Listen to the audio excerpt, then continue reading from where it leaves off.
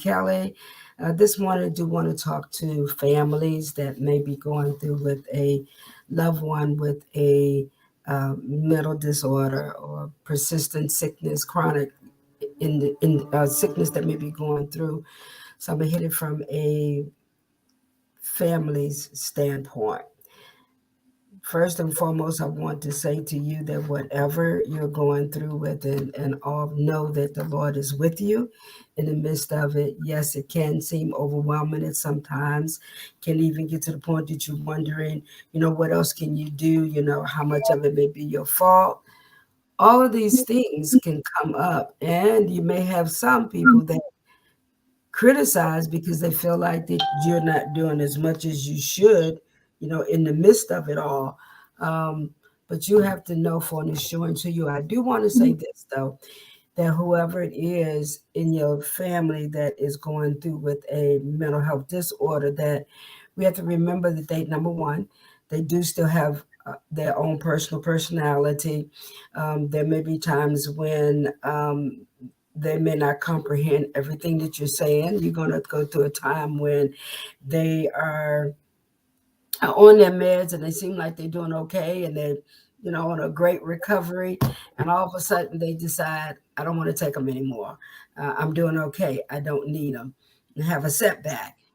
And you have to know that, these times do happen. Um, can they be discouraging? Yes.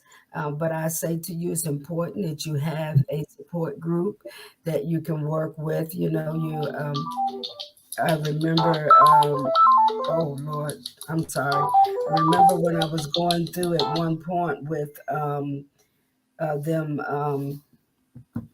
going back and forth for the meetings and things. And one thing that was interesting to me that I learned from it was that they had the client to, all the clients were standing around us as family members, and we were supposed to respond to them based on what we heard them say, to write it down on a piece of paper. And I never forgot this, that we didn't know that they were going to have all of them speak at the same time. And at the end, when they got finished, they asked each of us, what did we have? I only caught certain words that any of them said. Somebody else's paper, they didn't have anything at all on. They said, I didn't put down anything. I didn't understand anything that they were saying. Somebody else said, well, I drew pictures because that's what I want to do. So what I'm getting at is, if they're dealing with, and I've been had a loved one who had schizophrenia. So there were times when he would say, I'm hearing voices. And I would ask, actually, what are they saying? You can't say to them, oh, please don't worry about that. No, you got to know where they are, be willing to, have patience and endurance with them and work with them, find out, okay, what are they saying? What are you hearing? Sometimes they may be able to explain to you through their babblings what is being said, and sometimes it may not. So you got to allow yourself. I'm not going to tell you you're not going to get frustrated, because you will. Okay, let's just be real. You will, but at the same time, you've got to be able to be very resilient and persistent in it. Yes, there were times that I did have to go to the Upper Marlboro and get EPs because they were beyond my um, care that I could have given them at home. Um, as I said again, they have personalities. So yeah, some of them can be really calm and just sit and do nothing. Those are the times that you've got to. What I had to do, I'll say this: I had to seek the Lord how to be an encouragement to them at that particular time, because they weren't even able to express how they even felt right at that particular time. So it can be overwhelming sometimes. You can feel like you're at a loss and you just don't know, which way to go. And I say again, those are the times that you really need to have a support group with you. Someone that can encourage you through it, walk you through, what's walk through with you what is going on. Because you will feel alone, you feel isolated, loved ones don't understand, don't want to be bothered, don't want to come around because they don't want to deal with it. Sometimes it can be fear because they don't know what to expect, along with the fact that they don't totally understand it, or haven't taken the time to try and understand what's going on with the individual. Um, I have another loved one that I've had to really be extremely patient with, because the individual, very intelligent, is going to college, all of that, and boom, this happened. So I'm constantly saying to that person, you're a very intelligent individual. I want to remind them that, outside of what you're going through, you still have abilities if you allow yourself. And um, I could not we've had loved ones that I heard that were verbally abusive to her because they didn't have patience and endurance with this individual, were constantly putting them down and things. And so they need a lot of encouragement. I don't mean flattery. I mean encouragement of where you see, they're doing pretty good with themselves. To just like we need, encouragement. Sometimes they need the encouragement as well, and we need to know that. So what I'm saying is, see that person, if you can, beyond the illness, and see who they are so that you can work with them, that you can be an encouragement to them. Um,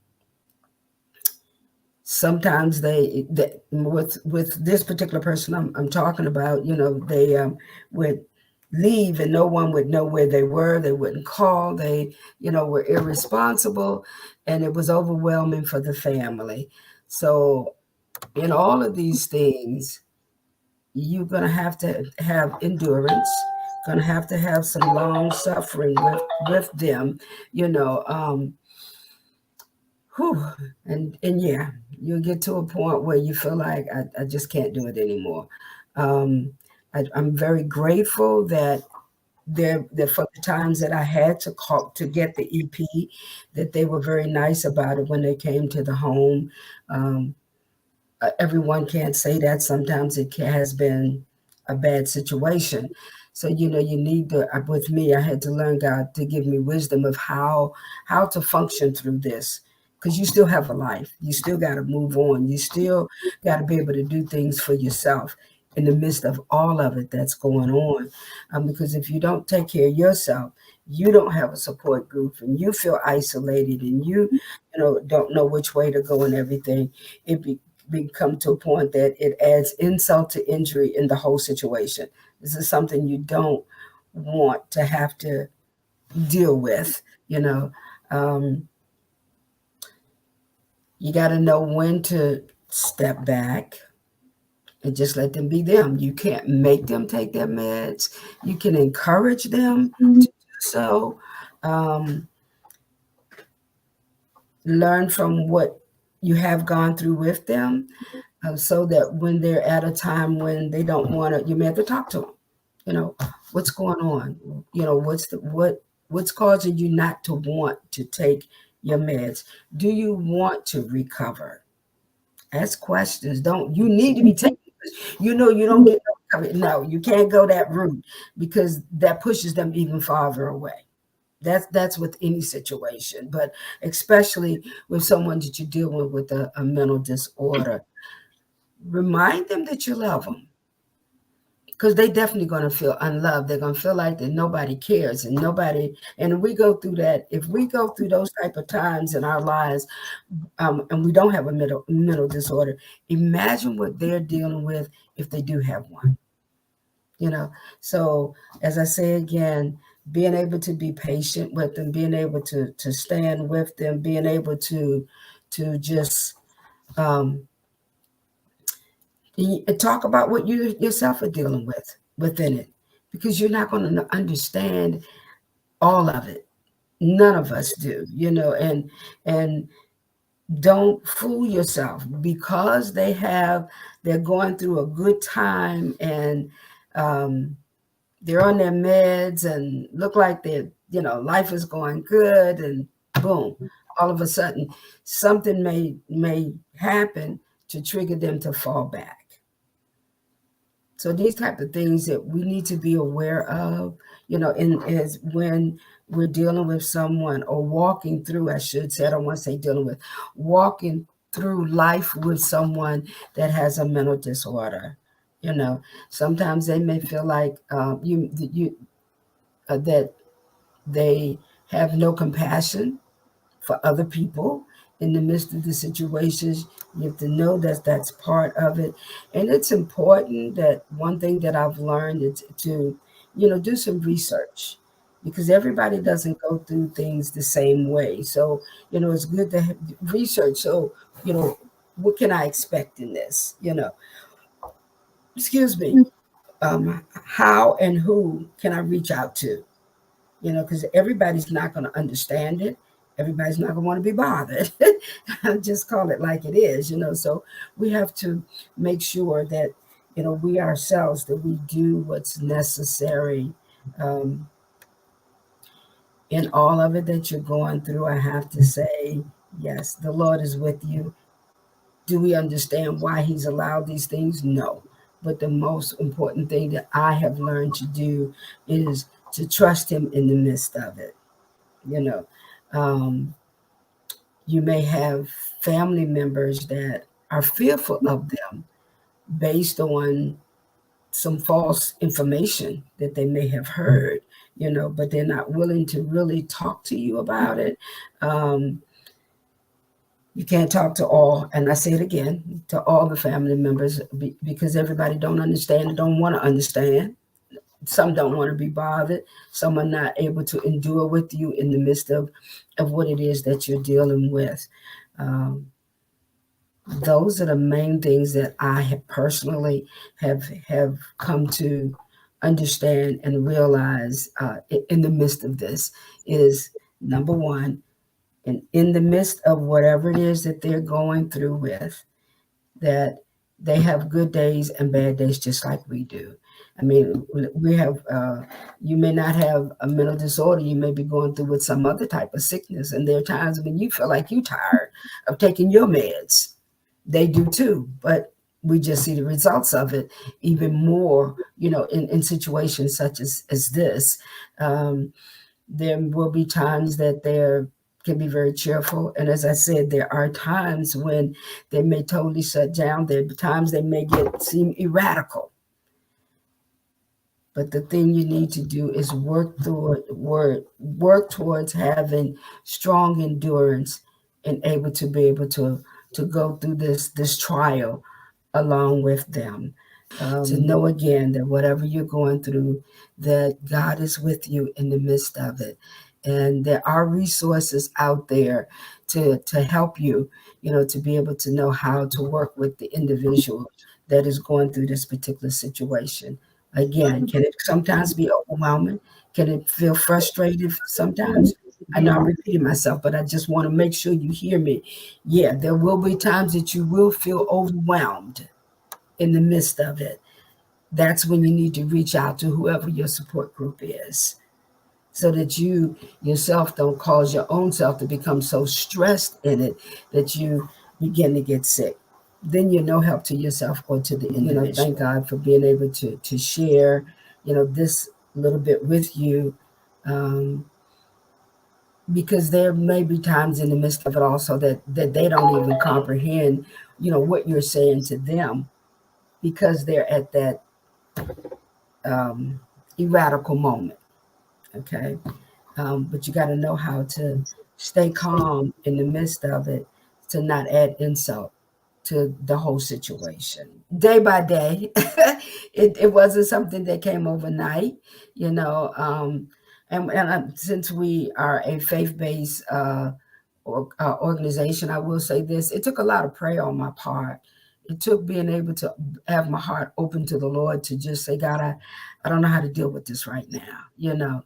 Um, Teach me how to endure in it. So it wasn't something that came over. As I said, it did not come overnight. It came with dealing with each day. as it came. It came with the endurance came with not sitting these um, false expectations. Oh, they're going to be on their meds. Everything's going to be okay. We're not going to have any problems. No. And so recognizing that each day may bring a different change was one of the things that helped me to be able to endure through the whole thing. Being able to, seek God's wisdom. God, how do I handle this one today? So those were the main things that helped me to be able to endure through all of this. Is extremely important in going through uh, these type of situations, and because if you don't have resilience, you're gonna find yourself giving up, get to the point where you don't care, and it puts that individual in a worse situation. Um, because if you don't have the resilience, then who is? And in that resilience, it helps you as the individual to be able to keep your calmness, your peace, your soundness of mind in the midst of all of it. Feel like, God, where are you? Have you left me in the midst of this? I don't know what to do. You know, excuse me. And so I say to you that you have to who endure. We talk about endure. Endure means to go through your trials and your tribulations, but with conscious power. And whose power is it? There's the power of God that helps us, that gives us the strength and the stamina to be able to go through such things. So, and yeah, there will be times that you feel like you're all alone in this. Okay, but that's when you've got to be able to surrender your feelings, to the Lord so that He can strengthen you and take you through whatever it is that you're dealing with. You're going through. I do want to give you our information. You see it on the site, but we're at igbatt.com, and then there we do have a number. Oh, I don't have it in front of me. Sister Arnetta, put that one back up for me. The phone number. Okay. So you can find 1-800-216-9015. You can give us a call. And if not, do you have so many different programs that are available? I say to you again, whatever you do in the midst of it, reach out and get in connected to a mental health organization that can help you, that can strengthen you, that can fortify you. Because sometimes when you're going through by yourself, you don't know. But when you know that there are others that are going through and they can give you words of encouragement in the midst of what you're going through with, it's like a healing balm to you. So please, whatever you do, don't go through this alone. Get connected, not just for the sake of your loved one, but for your own mental and emotional well-being.